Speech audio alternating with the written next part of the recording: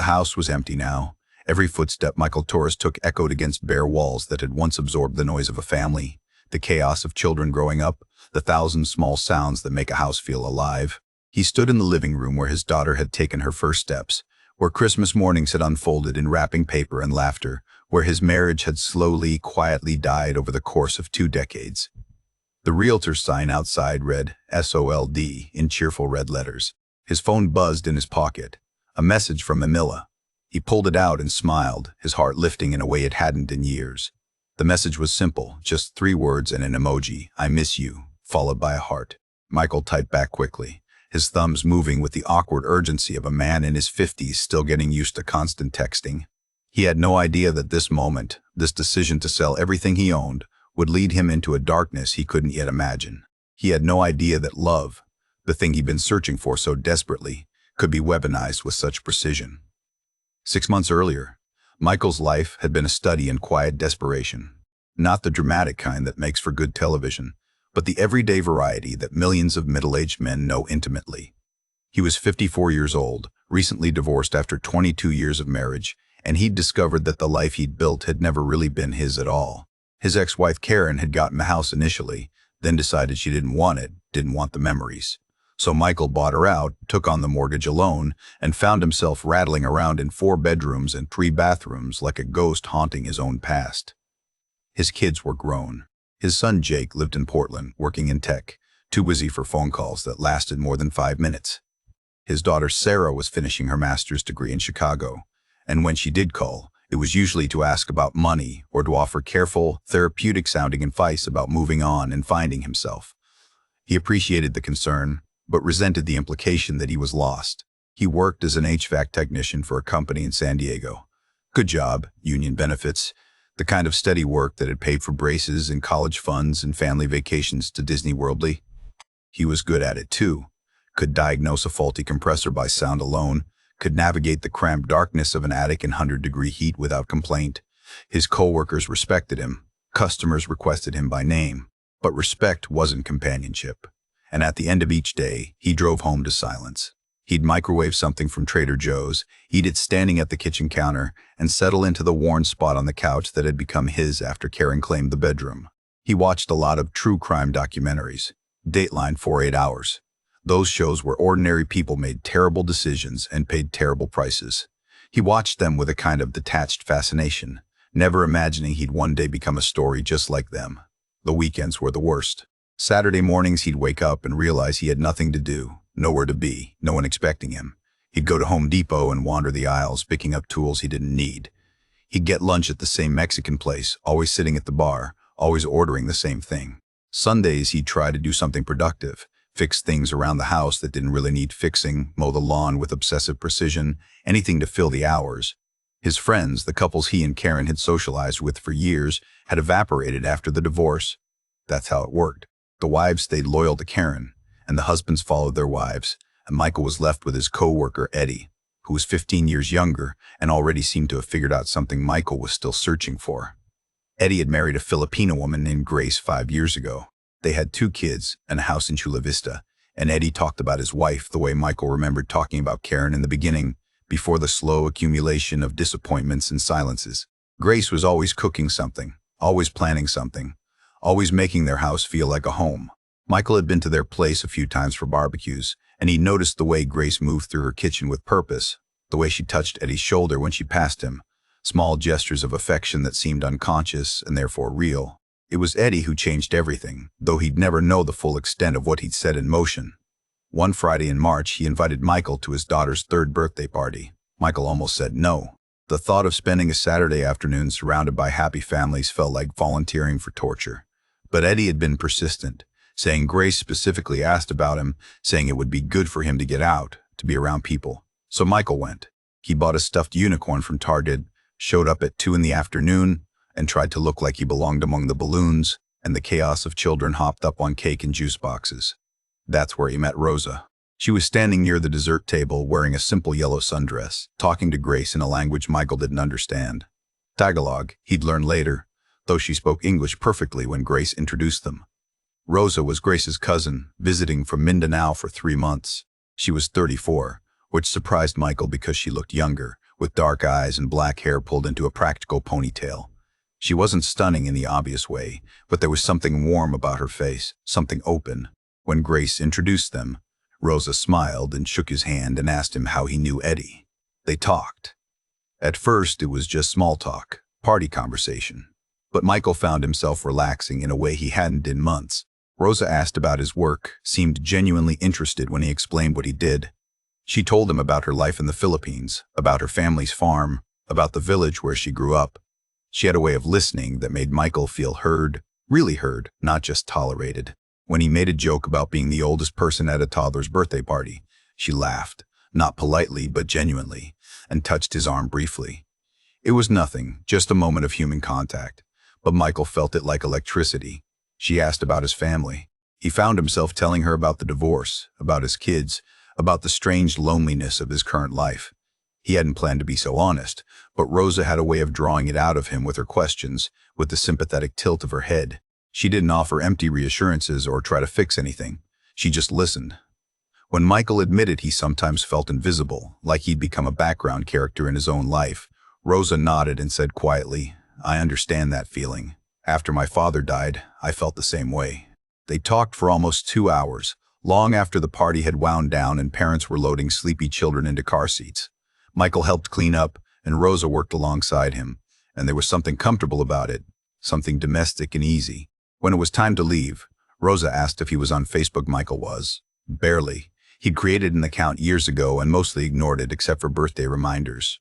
But he said yes, and they exchanged information. And Rosa said it was nice meeting him, really nice, and maybe they could talk again sometime.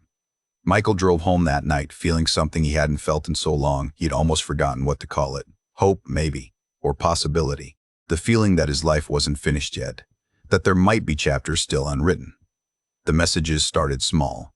Rosa sent him a friend request, which he accepted immediately, then a message. "Thank you for the nice conversation today. You're easy to talk to." Michael wrote back, something casual about enjoying meeting her too. They exchanged a few messages over the next week, nothing deep, just friendly check-ins. Then Rosa mentioned she'd be returning to the Philippines soon, and Michael felt an unexpected disappointment at the thought of this brief connection ending. But it didn't end. After Rosa went back home, the messages continued. At first they were sporadic, time zones and busy lives creating gaps of days between exchanges. But gradually, the frequency increased. Rosa would message him in the morning, her evening, asking about his day. She'd send pictures of her village, the lush green mountains, the simple houses, the water buffalo and rice fields. It looked like another world, peaceful and uncomplicated. Michael found himself checking his phone constantly, waiting for her messages, feeling a small thrill when he saw her name appear. After a month, Rosa suggested a video call. Michael's heart raced as he set it up, suddenly self-conscious about his appearance, about the generic bachelor apartment his house had become. But when Rosa's face appeared on the screen, smiling and slightly pixelated, all his nervousness dissolved. They talked for an hour, then 2. The conversation flowed naturally, moving from surface topics to deeper ones. Rosa told him about her family, her mother who ran a small sari store, her brothers who helped manage the farm, her younger sister who dreamed of becoming a teacher. She painted a picture of a close-knit family, struggling but happy, bound together by necessity and love. Michael talked about his own family, or the fracture of it. He told Rosa about the slow death of his marriage, how he and Karen had stopped really seeing each other somewhere around year 15, how they'd stayed together for the kids, and then out of habit, and then finally admitted it was over. He told her about the guilt he felt, about wondering if he'd tried hard enough, about the fear that he was fundamentally unlovable. Rosa listened without judgment. She told him that sometimes things end, not because someone failed, but because they'd reached their natural conclusion. She told him he seemed like a good man, a kind man, and that the right person would see that. The calls became regular, 3 times a week, then 4, then almost nightly. Michael started planning his evenings around them, rushing home from work, showering, settling in front of his laptop with coffee or sometimes a beer. Rosa became the highlight of his day, the thing he looked forward to. She had a way of making him laugh, of asking questions that made him think. She shared her struggles too, the difficulties of rural life in the Philippines, the worry about money, the responsibility she felt toward her family. Michael found himself wanting to help, to solve her problems, to be useful to someone again. 3 months into their long-distance friendship, during a late-night call when Michael was feeling brave and vulnerable and maybe a little reckless, Rosa said something that changed everything. Her voice was soft, almost hesitant. "Michael, can I tell you something? I've been thinking about you a lot, more than I probably should." Michael's breath caught. "What do you mean?" Rosa looked down, shy suddenly. "I think I'm falling for you. Is that crazy? We've never even, we barely know each other, but I feel like I know you. Does that make sense?" Michael's heart was pounding so hard he could hear it in his ears. He thought about lying, about protecting himself, about being sensible and cautious like his daughter would want him to be. Instead, he said, "No, it's not crazy. Me too, Rosa. Me too." The silence that followed felt enormous, like something irrevocable had just happened. Rosa smiled, and Michael smiled back, and neither of them said anything for a long moment because there was nothing left to say. The thing that had been building between them for months had finally been named, brought into the light, made real. After that call, Michael lay awake for hours, his mind racing through possibilities and implications and fears. He was 54 years old, falling for a woman half a world away, a woman he'd met exactly once in person. It was insane. It was reckless. It was probably doomed. But it was also the first real thing he'd felt in years, and he couldn't let it go. He wouldn't let it go. He'd spent too long being careful, being responsible, being the steady, reliable man everyone could count on, and no one really noticed. Maybe it was time to take a risk. Maybe it was time to choose something just for himself. Consequences be damned. He didn't know yet what that choice would cost him. He didn't know that in Rosa's village, in a modest compound surrounded by banana trees and carefully tended lies, plans were already being made. He didn't know that he wasn't the first lonely American man to fall for Rosa's careful warmth, her practiced questions, her algorithm of intimacy. He didn't know that love, the real kind, the kind worth risking everything for, wasn't what was being offered. Not really. What he'd found was something else entirely, something ancient and predatory dressed up in modern digital clothing. But sitting there in his empty house with Rosa's smile still glowing on his laptop screen, Michael Torres felt chosen, seen, wanted. And that feeling, dangerous and intoxicating as any drug, was enough to make him ignore every warning sign that would come next. Michael's first step onto Philippine soil felt like crossing into a different life. The Manila airport overwhelmed him immediately. The crush of people and heat and unfamiliar smells, the rapid-fire Tagalog announcements he couldn't understand, the humidity that hit him like a wet towel the moment he stepped outside. Rosa was waiting at arrivals, smaller than he remembered from their one meeting at the birthday party, wearing jeans and a white blouse, her hair loose around her shoulders. When she saw him, her face transformed with a smile so genuine it erased every doubt that had accumulated during the 16-hour flight. She hugged him tightly, and Michael felt something in his chest unlock. He was here. This was real. They took a taxi to a hotel in Makati where Michael had booked 3 nights, thinking they'd spend time in the city before heading to her province. But Rosa had other plans. "My family is so excited to meet you," she said, her hand resting on his knee in the back of the cab. "My mother has been cooking for 2 days. Would you mind if we went to Davao tomorrow instead? I know you wanted to see Manila, but..." She looked at him with such hopefulness that Michael found himself agreeing before he'd even thought it through. Of course. The family was what mattered. Manila could wait. The flight to Davao City the next morning was short, and then they were in another taxi, driving away from the city into increasingly rural landscape. Rice fields stretched out in geometric patterns of green. Water buffalo stood motionless in muddy paddies. Small houses of wood and corrugated metal lined the road. Children playing in dirt yards. Laundry strung between coconut palms. Rosa pointed out landmarks with the pride of someone showing off a treasure. "That's where I went to school. That's the church where I was baptized. That store, my mother used to buy me candy there when we had extra money." Michael watched her face more than the scenery, charmed by her nostalgia, by the way she seemed to become more herself the closer they got to home. The family compound appeared after they turned off the main highway onto a rough road of packed dirt and gravel. It was larger than Michael had expected from Rosa's descriptions of subsistence farming. A concrete wall surrounded the property, painted yellow, with a metal gate that Rosa's younger brother swung open when he saw them coming. Inside, several structures clustered together. A main house with a covered porch, a smaller building that looked like a kitchen, a shed, or storage area, and what appeared to be the beginning of new construction. Banana trees and mango trees provided shade. Chickens wandered freely. A motorcycle and an older model Toyota were parked under a tin-roofed carport. Rosa's family emerged like they'd been waiting just inside, ready to rush out on cue. Her mother Nilda was a small woman, maybe 60, with gray streaking through her black hair and a face that had been beautiful once and still held echoes of it. She grabbed Michael's hands and said something in Visayan, smiling so widely her eyes nearly disappeared. Rosa translated. She says, "Welcome. You are part of the family now. She's so happy to finally meet you." Her brothers Carlo and Ramon were in their 30s, both lean and dark from working outside, both greeting Michael with firm handshakes and careful English. "Welcome, sir. Welcome to our home." The younger sister Leah was 19, shy, hiding partly behind her mother but smiling. They ushered Michael into the house like he was visiting royalty, Rosa's mother practically pushing him into the best chair, disappearing into the kitchen, then returning with a plate of food before he could protest that he wasn't hungry. The meal was elaborate, far more than a simple farming family should have prepared on short notice. Grilled fish and pork adobo and lumpia and pancit and rice and fresh mango. Nilda kept piling more onto Michael's plate, watching him eat with satisfaction, saying things in Visayan that made Rosa laugh. "She says you're too skinny. She wants to fatten you up." The family gathered around, asking questions about America, about California, about his work. They seemed genuinely interested, genuinely welcoming. Carlo asked about American football, which he'd seen on TV.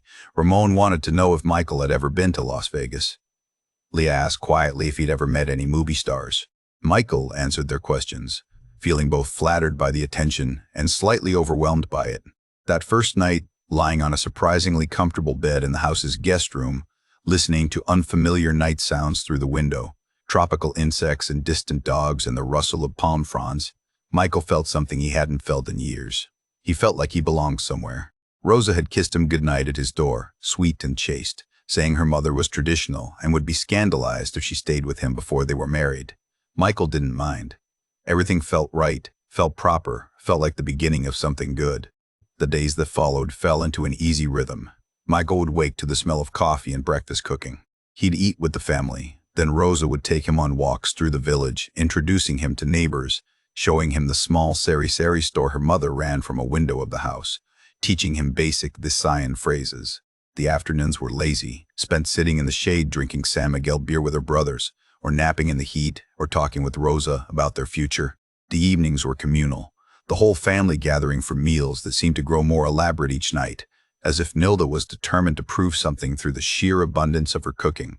But small things didn't fit together quite right, like puzzle pieces forced into wrong spaces. The details were subtle enough that Michael almost missed them. Would have missed them completely if he'd been just a little more dazzled, a little less observant.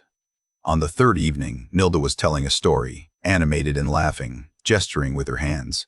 Rosa was translating, something about a neighbor's rooster that wouldn't stop crowing. Then Nilda said something that included words Michael recognized. "The other American." She said it casually, like a passing reference, and Rosa's translation suddenly jumped forward to a different part of the story. Michael interrupted. "Wait, what other American?" Rosa looked at her mother, who had gone quiet. "Oh, just someone who visited the village a few years ago. A tourist. It's not important." She smiled and continued the story, but the easy atmosphere had fractured for just a moment. Michael let it go, but the phrase stuck in his mind. "The other American," said with such familiarity, such casual reference, as if there had been more than one. The house itself was nicer than it should have been. Rosa had described her family as struggling farmers, working hard to get by on a few hectares of land. But the main house had tile floors and a flat-screen TV and air conditioning units in several rooms. The furniture was modest but new. The kitchen had a large refrigerator and a gas stove that looked recently installed. Michael thought about the average income in rural Philippines, numbers he'd researched before coming. Something didn't add up. When he mentioned it to Rosa, carefully, not wanting to offend, she explained that the family had received some inheritance when an uncle died. "We used it to improve the house. We've been very fortunate." The explanation was reasonable, but Michael noticed she delivered it a little too smoothly, like she prepared the answer in advance. Then there was Ramon's motorcycle, a Kawasaki that looked new and expensive, far beyond what a farm laborer should be able to afford, and Carlo's smartphone, a latest model iPhone that cost more than most Filipinos earned in months. When Michael commented on it, Carlo laughed and said he'd saved for a long time, that it was his one luxury. But Michael had seen the ease with which Carlo had bought rounds of beer at the local store, the casual way he'd handed money to Leah when she wanted to go shopping. These were not the habits of someone who saved painstakingly for luxuries. On the fifth day, Michael offered to help with expenses. It seemed like the right thing to do, the generous thing. Rosa's family was hosting him, feeding him, welcoming him into their lives. He mentioned to Rosa that he'd like to give her mother something for groceries, for the inconvenience. Rosa's face lit up with gratitude, but she accepted so quickly, with such readiness, that Michael felt a small ping of something he couldn't quite name. Not suspicion, not yet, just a tiny discordant note in his mind. "That's so kind of you, Michael. Really, my mother will be so grateful. Things have been tight lately." He gave Rosa 2,000 pesos, about $40, thinking it was a modest, helpful gesture. She thanked him with such enthusiasm, hugging him tightly, that Michael felt embarrassed, like he'd given far more than he had. That night, the family prepared an even more lavish meal, and Nilda hugged him and said something that Rosa translated as, "You are a blessing. God sent you to us." Michael felt good about helping, about being useful, but some part of him, some instinct honed by 54 years of life, whispered that her gratitude was slightly out of proportion to his gift. He pushed the thought away. He was being paranoid, poisoned by American cynicism. These were good people, simple people, who appreciated kindness because they knew hardship. He was seeing shadows where there was only light. Michael visited 3 times over the next 8 months. Each visit was a week or 2 long, limited by his vacation time and the cost of flights. Each visit deepened his attachment to Rosa and her family, to the life he imagined building here. But each visit also added small items to his mental list of things that didn't quite make sense. During the second visit, a man came to the compound late one evening, drunk and shouting. Michael was on the porch with Carlo and Ramon, and the man appeared at the gate yelling in Visayan, his voice angry and slurred. Carlo and Ramon's faces changed instantly, going hard and cold. They stood and walked to the gate, and Michael couldn't hear what was said, but he saw Ramon grab the man by the shirt, saw Carlo push him roughly away. The man stumbled backward, still yelling, and then he was gone, disappearing into the darkness. When the brothers returned, Michael asked what happened. "Just a neighbor," Ramon said, his voice tight. "He has a drinking problem, always causing trouble." But Michael had seen the man's face in the moment before Ramon grabbed him. It hadn't looked like anger. It had looked like fear. During the third visit, Michael proposed. He'd been planning it, had brought a ring from California, a modest diamond that had cost him 2 months of savings. He took Rosa to a beach resort in Samal, splurged on a nice dinner, and asked her to marry him with his heart in his throat. She said yes, crying, and Michael felt like his life was finally moving in the right direction. They talked about the future, about where they'd live, about what kind of life they wanted to build. That's when Rosa planted the seed that would change everything. "The visa process is so long," she said, lying in his arms in their hotel room, her fingers tracing patterns on his chest. "It could be years before I can come to America. And even then, I'd have to leave my family. My mother is getting old. My sister still needs help with school." She paused, and Michael could feel her choosing her words carefully. "Have you ever thought about living here instead, in the Philippines?" Michael hadn't, not seriously. But lying there with Rosa, listening to the ocean outside their window, he started to consider it. What did he have in California, really? A job he could retire from, an empty house, kids who rarely called, friends who'd evaporated. What if he sold the house, took the equity, and built a life here? The cost of living was so much lower. His savings would go 10 times as far. He could retire early, spend his days with Rosa, maybe help her family with the farm, live simply and peacefully. The idea took root in his imagination and began to grow. "We could build a house on my family's land," Rosa continued, her voice soft and dreamy. "Nothing too big, just something for us. Maybe help expand the farm, make it more profitable. You could finally relax, Michael, no more California traffic, no more stress, just us." The vision she painted was seductive. Michael found himself nodding, saying maybe, saying he'd think about it. But he was already thinking about it. He was already imagining himself in this different life, this simpler life, this life where he mattered to someone. When he returned to California after that trip, he made the decision. He listed his house with a realtor, ignoring the shocked calls from his daughter Sarah, the concerned questions from his son Jake. "Dad, this is insane. You barely know this woman. You're selling your house to move to the Philippines?" Sarah's voice was shrill with worry. Michael got defensive, said things he regretted later about how they'd been absent from his life for years and now suddenly cared about his decisions. The conversation ended badly, with Sarah crying and Michael angry, and both of them retreating to their corners. The house sold faster than expected. The San Diego market was hot, and Michael's place was well-maintained in a good neighborhood. He accepted an offer within 2 weeks, and suddenly he was looking at a closing date and a wire transfer and a number that represented 3 decades of mortgage payments and home equity. $240,000. After paying off what he still owed and the realtor fees and closing costs, he'd walk away with about $160,000, a fortune by Philippine standards. Enough to build a dream. He talked to Rosa about the money, about how much they'd need for the house, for investing in the farm, for setting up their future. Rosa did calculations, consulted with her brothers, came back with a figure. $85,000 would build a beautiful house, modern and comfortable, and leave money for farm improvements and a cushion for emergencies. Michael trusted her. He'd seen the property, met the family, knew Rosa was practical and careful with money. He initiated the wire transfer on a Tuesday afternoon, watching the numbers disappear from his American account and reappear in Rosa's BDO account in Manila. It felt terrifying and exhilarating, like jumping off a cliff and trusting there was water below.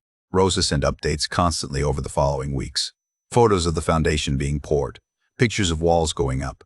She hired a contractor, her cousin apparently, who knew what he was doing and could work cheap because family. Michael watched his future home take shape through images on his phone, each one making the decision feel more real and more irreversible. But Eddie noticed something was wrong.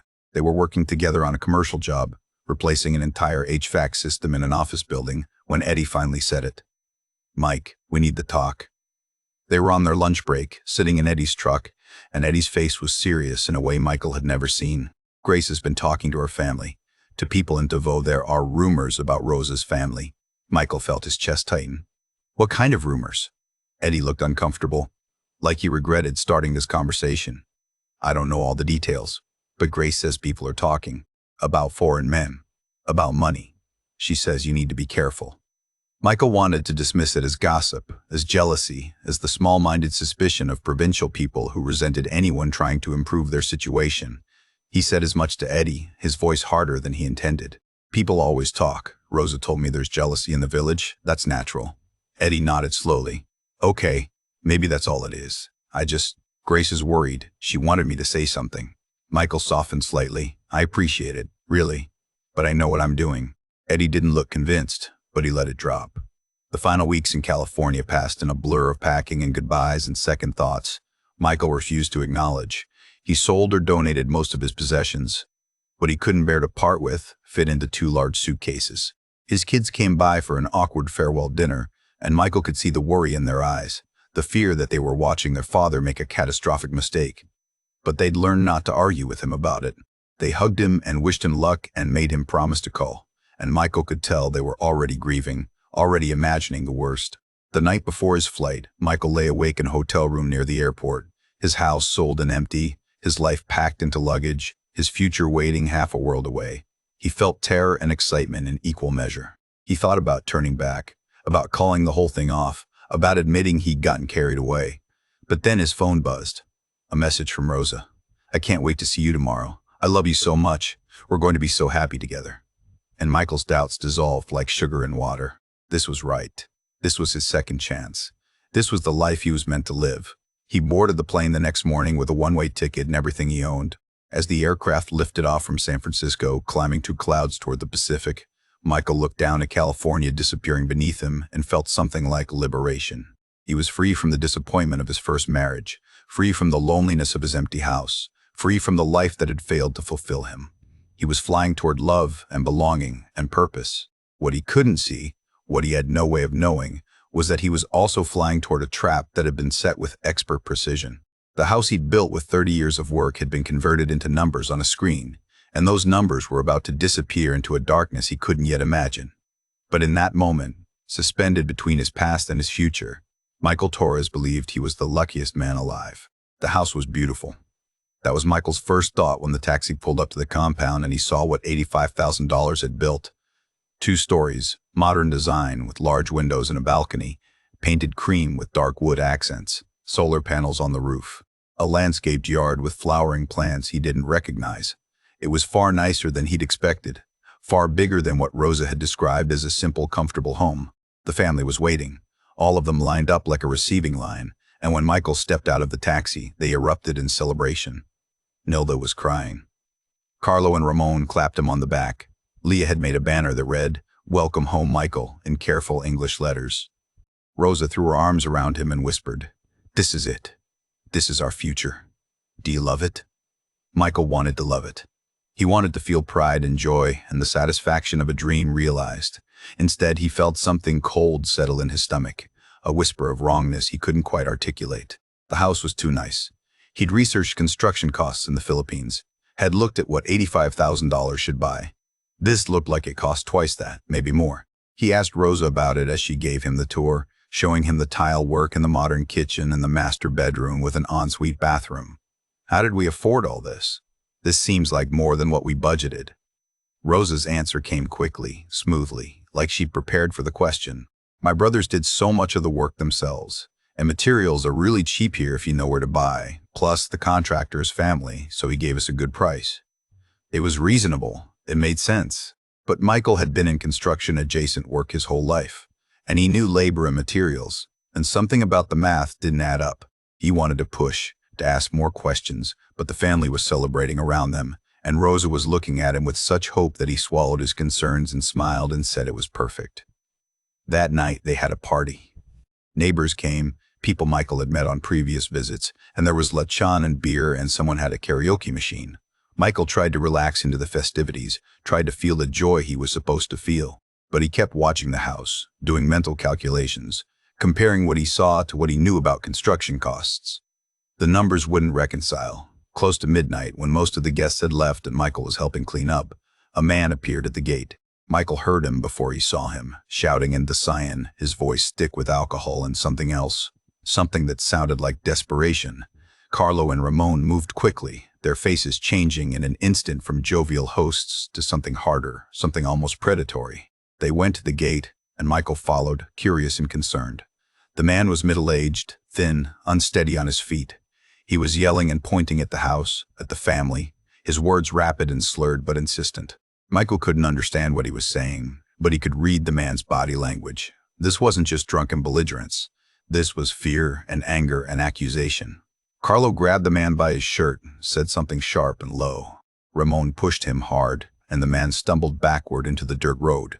For a moment their eyes met, the drunk man and Michael, and what Michael saw in that gaze made his blood run cold. It was a warning. It was a plea. It was the look of someone trying to save another person from making a terrible mistake. Then the man was being hauled away by someone, another villager maybe, and Carlo and Ramon were walking back to the compound, their faces neutral again, their voices calm. "What was that about?" Michael asked. Ramon laughed it off. "Just a drunk neighbor. He has gambling debts, always causing problems when he drinks." Carlo added, "Don't worry about him, just crazy talk." But Michael had seen their faces change. He'd seen the violence barely restrained, and he'd seen the fear in the drunk man's eyes. Michael barely slept that night. He lay in the expensive bed in the expensive house and stared at the ceiling and felt the walls of something closing in around him. At dawn, he got up, told Rosa he wanted to explore Davao City, maybe do some shopping, get a feel for the place. She offered to come with him, but he said no. He wanted to walk around alone, clear his head, adjust to the time change. She seemed slightly hurt, but agreed. Carlo offered to drive him. Michael said he'd take a tricycle, preferred the adventure of it. He could see them exchange glances, but they didn't argue. The internet cafe was in a small mall in the city center, a row of computers in a cramped room that smelled like cigarettes and instant coffee. Michael paid for an hour and sat down at a terminal in the back corner. He typed Rosa's full name into Google, then her mother's name, then her brother's names. At first, nothing unusual appeared, just Facebook profiles and random mentions.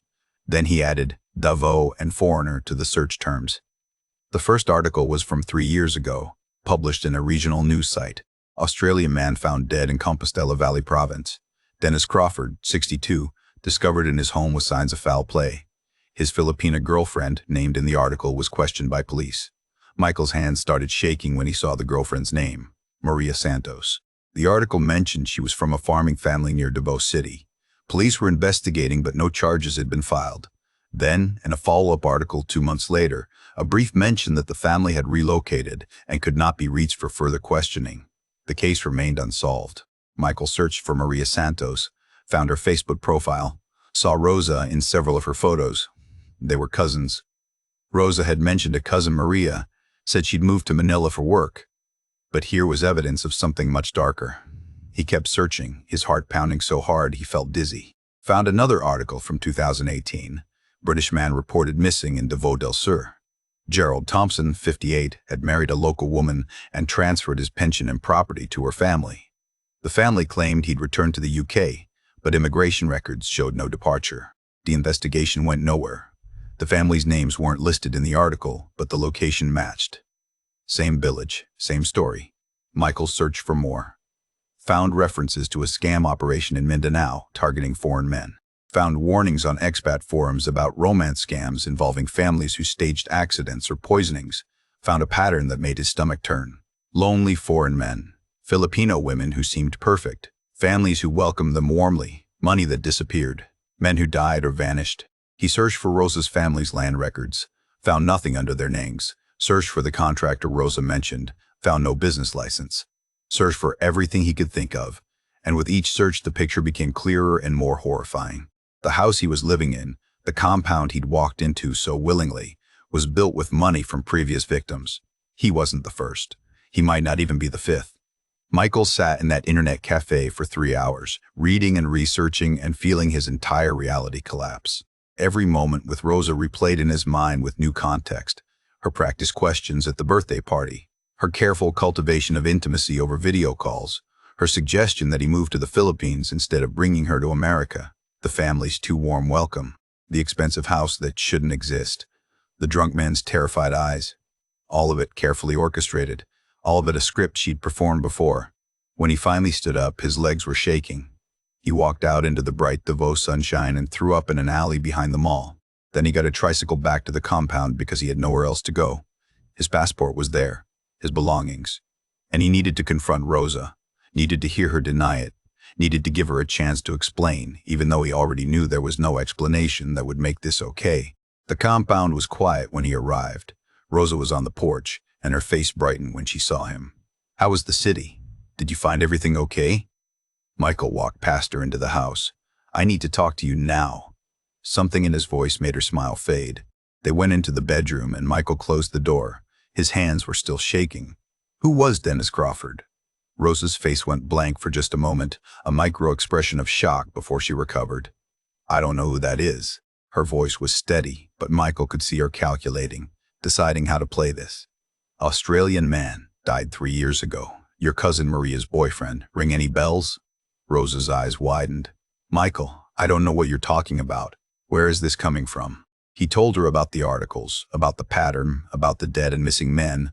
With each word, Rosa's expression shifted from confusion to hurt to outrage. "This is insane. You're accusing my family of murder? Because of some internet gossip?" She was good, Michael thought distantly. She was very good. If he hadn't seen the evidence himself, if he hadn't felt the wrongness in his gut, he might have believed her wounded innocence. Nilda came into the room, summoned by Rosa's raised voice. Carlo and Ramon appeared behind her. The whole family gathering, their faces showing concern and confusion, and just a hint of something else. Something calculating. Michael stood his ground. "I want my passport. I'm leaving." Rosa started crying. Nilda spoke rapidly into Cyan, her voice pleading. Rosa translated through tears. "My mother is heartbroken. She says you're confused, jet-lagged. She says rest and you'll feel better." "My passport," Michael repeated. Rosa wiped her eyes. "It's in the safe. I'll get it tomorrow when my brother has the key. Please, Michael, just sleep. We'll talk about this in the morning." But Michael knew. He knew with absolute certainty that if he stayed, if he slept in that house, he might not wake up. "Get it now." Carlo stepped forward, his voice calm but his eyes hard. "The safe is at my house. I'll bring the key tomorrow. It's very late now." Michael spent that night in the chair by the window, watching the door, dozing in brief snatches but never fully sleeping. Every sound made him jolt awake. Footsteps on the stairs, voices murmuring in Visayan, the creak of floorboards. He had no passport, no money beyond a few thousand pesos in his wallet, no way to contact the embassy until morning. He was trapped in a house built with blood money, surrounded by people who had done this before and would do it again. Morning came slowly. Rosa brought him breakfast on a tray, her eyes red from crying or from an excellent performance of crying. "Please eat something. We need to talk." Michael refused. "I want my passport, now." She sighed. "Okay, Carlo will drive you to get it. It's at his other house, about an hour away." An hour away. Into the countryside, away from witnesses. Michael's survival instinct, honed by 54 years of life and sharpened by terror, kicked in. "I'll take a taxi to the embassy in Davao. They can help me get an emergency passport." Rosa's face changed. Just for a second, the mask slipped and Michael saw what was underneath. Calculation, frustration, anger. Then it was gone, replaced by hurt and confusion. Fine, if you don't trust us, if you think we're criminals, Carlo will drive you to the embassy. She called for her brother. Carlo appeared, keys in hand, face neutral. Let's go. The drive started normally, heading toward the city. Then Carlo took a turn that Michael knew was wrong. This isn't the way. Carlo's voice was calm. Shortcut. Faster this way. But they were heading away from Davao, into more rural areas. Michael's heart was racing. He looked at the door handle, calculating. They were going maybe 30 kilometers an hour on the rough road. Up ahead, he saw a police checkpoint, 2 officers standing by a barrier. It was now or never. Michael yanked the door handle and threw himself from the moving vehicle. He hit the ground hard, rolled, felt pain explode in his shoulder and hip. Carlos slammed on the brakes, but Michael was already running, limping, shouting toward the police. Help, American, they're trying to kill me. The officers looked up, startled. Carlo got out of the car, started after Michael, then saw the police moving toward them and stopped. What followed was chaos. Police. Questions in broken English. Carlo's denials. Phone calls. Eventually, an officer who spoke better English, who listened to Michael's story with growing concern. You should come to the station, file a report. Michael went, leaving Carlo standing by his car, and at the station he told everything, showed them the articles on his phone, gave them names and addresses. Within hours, detectives were involved. Within a day, they'd started an investigation. The truth emerged slowly over the following weeks. The family had been running romance scams for at least 6 years. They targeted older foreign men through online dating sites and careful social engineering. Rosa wasn't even her real name. The house Michael thought he'd built was actually purchased 2 years earlier with insurance money from a German man who died of heart failure while visiting his Filipina fiancée. The compound was a monument to successful cons. At least 4 men had been confirmed victims. 2 were dead. 2 had disappeared and were presumed dead. Michael was the first to escape. Rosa and her family were arrested. The case made regional news. Romance scam family exposed in Davao, the headlines read.